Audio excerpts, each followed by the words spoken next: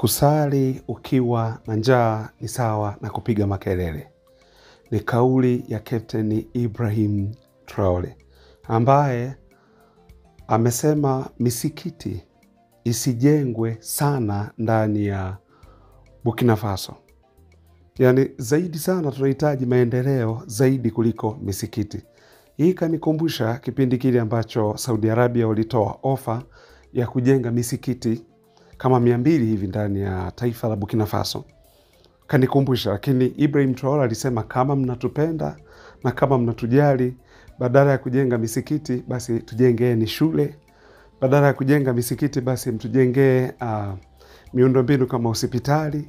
Badala ya kujenga misikiti mtusaidie kujenga barabara kama mnatupenda. Kwa sababu ndugu zanguni, mwisho wa siku tukubaliane, Saudi Arabia ni nchi ya Kiislamu, lakini wamepiga hatua kubwa sana tofauti na mataifa ya Afrika, ambako unakuta mahali ambako kuna dini sana, iwe ni ya Kikristo au iwe ni ya Kiislamu, matokeo yake unakuta ni madogo sana kwenye swala la kimaendeleo, kwa sababu vitu ambavyo vinatakiwa vifanyike katika utaratibu wa kibinadamu, mwisho wa siku vitu hivyo watu wanaingia kuomba, watu wanaingia misikitini kusali. Kwa hiyo mwisho wa siku inakuwa iko tofauti. Hatusemi kuwa watu wasisali ama watu wasiombe, hapana, usije ukatunukuu vibaya, lakini tunachojaribu kukiongea ni hicho, kuwa mara nyingi sana imekuwa kwa mataifa ya Afrika, dini zimechangia pakubwa sana kusababisha umasikini. Hatusemi kuwa watu wasimwabudu Mungu. Mungu anatakiwa abudiwe, lakini katika roho na akili pia. Kuna mstari mmoja kwenye Biblia unasema nitaimba kwa roho na kwa akili pia. Kwa hiyo watu wenye akili kubwa kama Ibrahim Traore, ndio maana unaona wanasema hivyo, kwa sababu ingekuwa ni rahisi sana kusema hao watu wanatupenda na wameamua kutujengea misikiti, lakini yeye mwenyewe amepiga marufuku kuwa misikiti isijengwe mingi. Matokeo yake vijengwe viwanda zaidi. Matokeo yake ijengwe miundombinu kama shule, umeona, zijengwe barabara. Yani kama mtu kweli ana nia ya kutaka kuja kutusaidia, kwa sababu kwa bahati mbaya sana historia yetu ya Afrika imeandikwa na wavamizi, imeandikwa na wamishonari, imeandikwa na wafanyabiashara waliokuja Afrika, ambao walikuja kutafuta mali Afrika, ndio waliotuandikia historia. Kwa hiyo Ibrahim Traore ni anaandika historia nyingine mpya, anaandika historia mpya kwa namna hiyo. Kwa hiyo ndio maana sasa tunapokuwa na kiongozi mwenye mawazo mazuri ya maendeleo kama Ibrahim Traore, tunafanyaje basi kumlinda? Tunafanya nini? Yani tunaunganaje naye? Hii ni kwa sababu Afrika bado haijawa na nia ya kujiunganisha, au ili bara kuliunganisha liwe bara moja, kwa sababu viongozi wengi wa Afrika huwa ni waoga, wanaogopa, wengine wanatishiwa. Unaona, wengine wanaambiwa kuwa bwana, usipofuata script tulioiandika basi wewe tunakuondoa. Na wamekuwa wakitoa pia, au waondoaji, wauaji wamekuwa pia wakiongea kuwa unakumbuka kiongozi fulani alifanya hivi tulimuua, kiongozi fulani alifanya hivi tulimuua. Kwa ni kama wanaileta ile historia sasa kwa viongozi wa Afrika, kiasi kwamba viongozi wa Afrika wanaona hii sasa haiwezekani. Kwa inabidi tuache hivyo hivyo kama namna ambavyo inatakiwa kuachwa. Kwa hiyo viongozi wengi wa Afrika wanapitia hiyo changamoto, wengi. Ndio maana hiyo. Sasa kwa sababu hapa pamepatikana watu ambao tayari wao wameshasema kuwa sisi tumeamua kwenda, maana hapa tunamwongelea Ibrahim Traore, tunamwongelea rais yule wa Mali Assimi Goita, tunamwongelea General Abdourahmane Tiani ambaye ni rais kwa sasa wa Niger, tunaongea hivyo. Kwa hiyo ilikuwa ni wakati wa viongozi wa Afrika kwenda kuungana na hawa miamba, maana sio sisi wa Afrika, kwa sababu tukumbuke Chinua Achebe alichowahi kukiongea kuwa tatizo la Afrika au matatizo yanayoikumba Afrika ni tatizo uongozi. Hakuna kitu kingine, ni uongozi tu. Na ndio maana unaona taifa Afrika likipata kiongozi mzuri linaenda vizuri, lakini taifa likipata kiongozi mbaya matokeo yake yatakuwa ni mabaya pia. Kwa hiyo sasa viongozi wa aina hii ambao kutaka Afrika iweze kupiga hatua, hawa nafikiri ndio wangekuwa wa kuwakumbatia na kuwaambia sasa tunataka tuiunganishe Afrika ili Afrika iwe moja. Ni jambo linawezekana. Hawawezi, yani hata wakitaka kuzuia, endapo viongozi wote wa nchi 54 wakaamua kuungana na kuwa kitu kimoja, wale wa kule nje hawawezi kuzuia. Hawawezi wakaja wakapiga bomu hapa Afrika alafu kasema kuwa basi wameamua kutuua wote wa Afrika. Ni kitu ambacho hakiwezekani. Isipokuwa tu sasa humu ndani tumegawanyika. Na wengine wanalaumu wanalaumu mapinduzi. Wanalaumu mapinduzi yaliyofanyika pale Burkina Faso. Na haya mapinduzi yaliyofanyika Burkina Faso ni mapinduzi ambayo yameleta, yani kuileta nchi ya Burkina Faso, kuitoa kule kwenye umasikini na kuileta hasa kwanza kuonekana kwenye ramani ya dunia.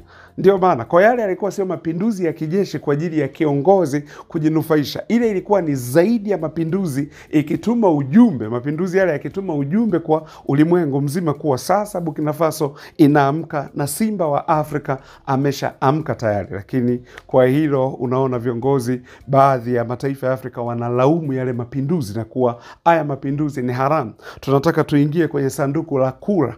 Ndio hapo kwenye hilo sanduku la kura ndio tunaweza tukapata uongozi bora. Sio kweli. Yani wakidimandi kuwa demokrasia inatakiwa. Hakuna demokrasia imewahi kufanya kazi kwenye mataifa ya Afrika. Ibrahim Traore anapowaambia misikiti haitakiwi, maana ikijengwa misikiti sana alafu watu wana njaa, ndio maana akasema kufanya ibada na njaa ni sawa na kupiga kelele, au kumwabudu Mungu ukiwa na njaa ni sawa na kupiga kelele. Ndicho alichokiongea. Kwa sababu kujenga misikiti mingi alafu watu wana njaa, watu hawana maendeleo, watu hawana maji safi na salama, huduma za afya hakuna, elimu haieleweki, usalama ndio usiseme, nchi inasumbuliwa na ugaidi, alafu mkasema mnajenga misikiti, manake hakuna chochote ambacho mtakuwa mkifanya. Na ukumbuke Ibrahim Traore anaongea hivyo si kwa sababu yeye labda anawachukia Waislamu, kwa sababu yeye ni Muislamu tena wa dhehebu la Sunni, Muislamu safi kabisa, lakini haya anayaona, anayaelewa. Ndugu zanguni, nikupe mfano mmoja. Taifa la Ghana ni taifa ambalo linaongoza kuwa na wahubiri wengi wakubwa na makanisa mengi makubwa, mega churches ziko pale Ghana, na wahubiri wengi wakubwa wako pale Ghana. Lakini nenda kaangalia hali ya taifa la Ghana, umasikini wanaopitia pale Ghana. Lakini nenda Korea, ambayo ni Korea ya Kusini, ukiachilia mbali Korea ya Kaskazini ile ya Kim Jong Un, tunaongelea hii Korea ya Kusini ya Lee Jae-myung, ambayo ukiangalia kwanza dini pale ndio wana uhuru wa kuabudu, unaweza kuabudu chochote unachokitaka, lakini dini rasmi Ukristo huko pale hapo Korea Kusini. Ukristo upo. Nafikiri wale ambao wanafuatilia wanajua hata kulikuwa na kanisa kubwa sana la mhubiri mmoja alikuwa anaitwa Yang Cho, ambaye alikuwa ni mhubiri kutokea Korea Kusini, kiachilia mbali ile kaskazini, kwa sababu kule kaskazini dini hizi zote wamezipiga marufuku, na Mungu wa Korea Kaskazini ni Kim Jong Un.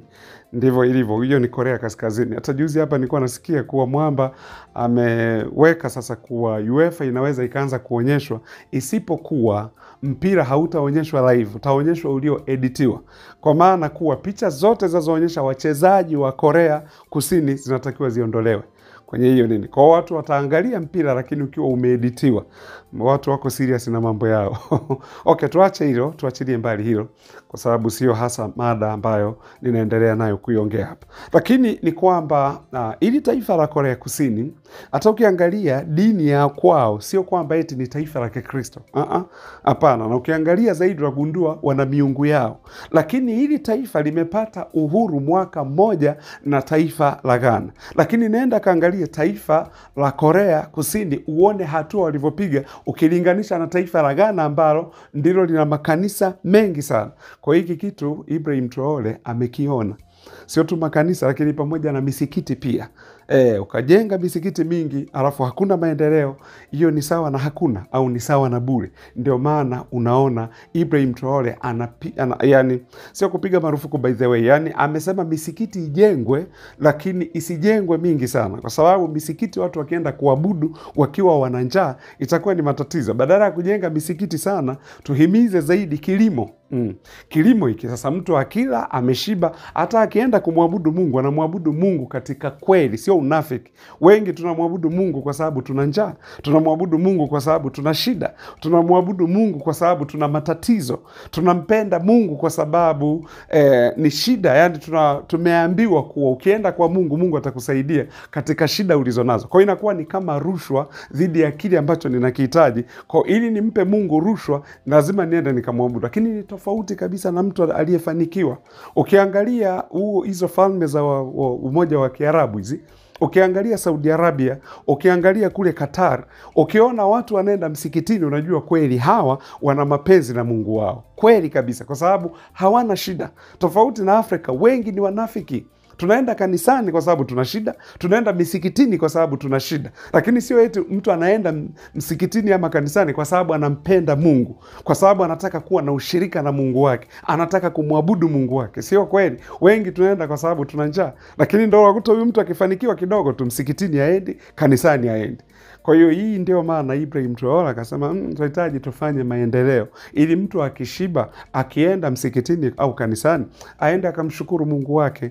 Kwa hiyo ndio haya ambayo yanatokea katika taifa hili ambalo ni taifa la Burkina Faso, taifa ambalo limekuwa ni nuru na mwanga kwa mataifa mengine ya Afrika kuweza kufuata. Lakini Ibrahim Traore mpaka wazungu, niliona klipu moja hata niliwahi kuiongea hapa, wazungu mtaani wameweka picha, wameinua picha ya Ibrahim Traore wakiwa wanamwambia Donald Trump Marekani, wanamwambia Donald Trump aongoze nchi ya Marekani kama Traore anavyoongoza. Kwa hiyo ndio maana ndugu zanguni nawaambia hivi, na ili liweze kueleweka navoleta taarifa na kuwapa uchambuzi wa namna hii. Asanteni sana.